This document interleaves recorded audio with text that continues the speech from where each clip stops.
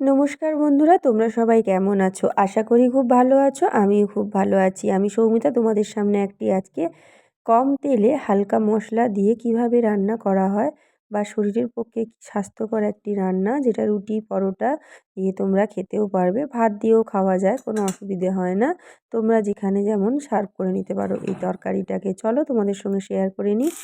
সমস্ত সবজি বাড়িতে যা ছিল কেটে নিয়েছিলাম। আলু, কুমড়ো, পটল, বরবটি আর বেগুন ছিল সঙ্গে। আর তোমরা তোমাদের বাড়িতে যদি আরও কোনো সবজি থাকে দিতেই পারো। আমার কাছে যেটুকু সবজি ছিল আমি সেটুকুই সবজি তোমাদের দিয়ে দিয়ে দেখালাম। তো প্রথমে জিরেটাকে আমি শুকনো কড়াই ভেজে নিয়েছি। তারপর ভাজার পরে আমি ওটাকে গুঁড়ো করে রেখে দেবো।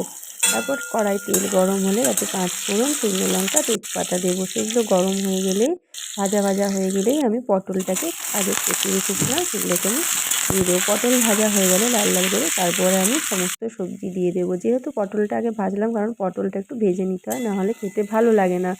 আর এই সমস্ত সবজিগুলোকে আমি হালকা ভাজবো, না হলে বেশি ভাজলে এর রঙটাও অন্যরকম হয়ে যাবে আর স্বাদটাও মানে পুষ্টিগুণটাও অনেকটা চলে যায়। তারপর হালকা ভেজে নিলে নুন, হলুদ, টমেটো দিয়ে আরেকটু নেড়ে নেব।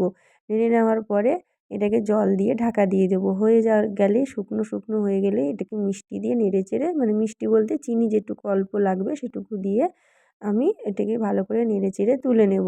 পুরো শুকনো করে নেব। তারপর হয়ে গেলে একটু কিছুতে নামিয়ে দিয়ে জিরে গুঁড়ো ছড়িয়ে নেব।